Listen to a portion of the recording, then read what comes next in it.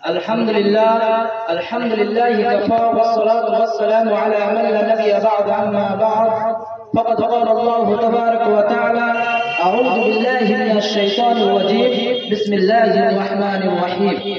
يا أيها الذين آمنوا لا تدخلوا بيوتا غير بيوتكم حتى تستأنسوا وتسلموا على أهلها ذلكم خير لكم لعلكم تذكرون.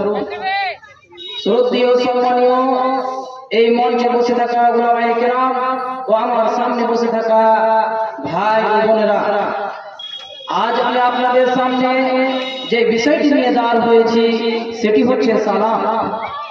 আল্লাহ তাআলা বলেন: ইয়া আইয়ুহাল্লাযীনা আমানু লা তাদখুলু বুয়ুতান গায়রা বুয়ুতিকুম হাত্তা তাসতানিসু ওয়া তুসাল্লিমু আলা আহলিহা যালিকুম খায়রুন লাকুম লাআল্লাকুম তাযাক্কারুন। ইয়া আইয়ুহাল্লাযীনা আমানু, হে ঈমানদারগণ, লা তাদখুলু বুয়ুতান গায়রা বুয়ুতিকুম, তোমরা নিজেদের গৃহ ব্যতীত অন্য কারো গৃহে প্রবেশ করো না, হাত্তা তাসতানিসু, যতক্ষণ পর্যন্ত তোমরা অনুমতি না নেবে, ওয়া তুসাল্লিমু, এবং সালাম প্রদান না করবে, আলা আহলিহা, গৃহবাসীদের, যালিকুম খায়রুন লাকুম, এটাই তোমাদের জন্য সর্বোত্তম, লাআল্লাকুম তাযাক্কারুন, সম্ভবত তোমরা উপদেশ গ্রহণ করবে। এই আয়াত দ্বারা স্পষ্টভাবে বোঝা যায় যে যখন তোমরা কোনো বাড়িতে প্রবেশ করবে বা প্রবেশ করার ইচ্ছা করবে, প্রথমে সালাম দিয়ে অনুমতি চাইবে। এই ব্যাপারে অন্য হাদিসে এসেছে: আব্দুল্লাহ ইবনে আমর আন্না রাজুলান সাল্লাল্লাহু রাসূলুল্লাহ সাল্লাল্লাহু আলাইহি ওয়াসাল্লাম আইয়ুল ইসলামু খায়র ক্বালা উতিমুমা ওয়া তাকরাউ সালাম আলা মান আরাফতা ওয়া লাম তারিফ। আব্দুল্লাহ ইবনে আমর ক্বালা, আব্দুল্লাহ ইবনে আমর হতে বর্ণিত, আন্না রাজুলান সাল্লাল্লাহু আলাইহি ওয়াসাল্লাম কে জিজ্ঞাসা করলেন, আইয়ুল ইসলামু খায়র, ইসলামের মধ্যে সর্বোত্তম কাম কি? ক্বালা, রাসূলুল্লাহ সাল্লাল্লাহু আলাইহি ওয়াসাল্লাম বললেন, তুতিমু তুআম, ক্ষুধার্তকে খাদ্য খাওয়ানো, ওয়া তাকরাউ সালাম আলা মান আরাফতা ওয়া লাম তারিফ, এবং চিনা অচেনা ব্যক্তিকে সালাম দেওয়া।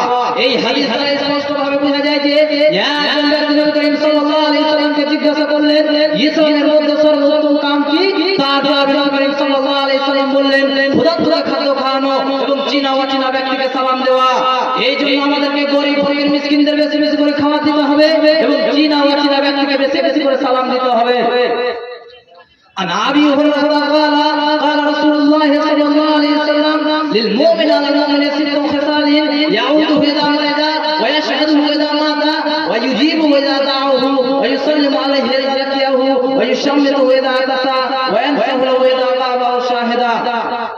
عن أبي هريرة قال: أبو هريرة رضي الله تعالى عنه تبنيت তিনি বলেন, قال رسول الله صلى الله عليه وسلم, রাসূলুল্লাহ সাল্লাল্লাহু আলাইহি ওয়াসাল্লাম বলেছেন, লিল মুমিন আলাল মুমিন সিত্তু খিসাল, এক মুমিনের উপর অপর মুমিনের ছয়টি হক রয়েছে। নাম্বার 1, ইয়াউযু ইযা মারাজা, যখন সে রোগে আক্রান্ত হবে তার সেবা শুশ্রূষা করবে। নাম্বার 2, ওয়ায়াশহাদু ইযা মাতা, যখন সে মৃত্যুবরণ করবে তার জানাজা শরীক হবে।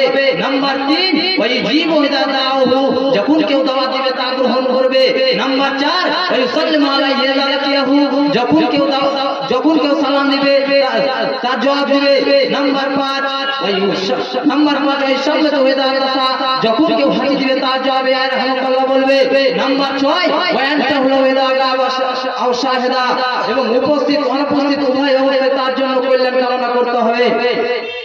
عن أبي هريرة قال رسول الله صلى الله عليه وسلم: لا تدخلون الجنة حتى تؤمنوا ولا تؤمنوا حتى تحبوا، أو لا أدلكم على شيء إذا فعلتموه تحببتم، أفشوا السلام بينكم.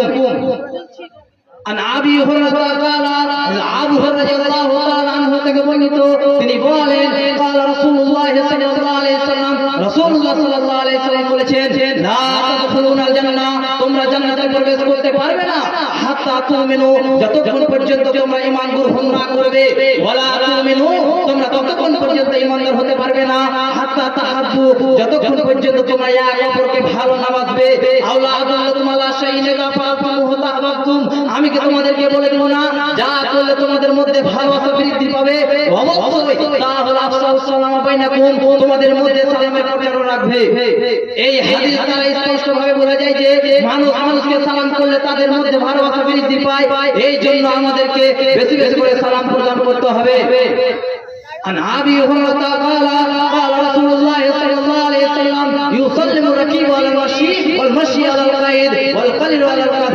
والقليل على الكثير عن أبي هريرة قال أبو هريرة رضي الله تعالى عنه তিনি বলেন قال رسول الله صلى الله عليه وسلم রাসূলুল্লাহ সাল্লাল্লাহু আলাইহি ওয়াসাল্লাম বলেছেন ইউসাল্লিমু রাকিবু আলাল মাশি আরোহী ব্যক্তি পথ ভজে চলাচলকারী ব্যক্তিকে সালাম করবে ওয়াল মাশি আলাল কায়েদ এবং পথ ভজে চলাচলকারী ব্যক্তি উপবিষ্ট ব্যক্তিকে সালাম করবে ওয়াল কালিল আলাল কাসির এবং কম সংখ্যক লোক বেশি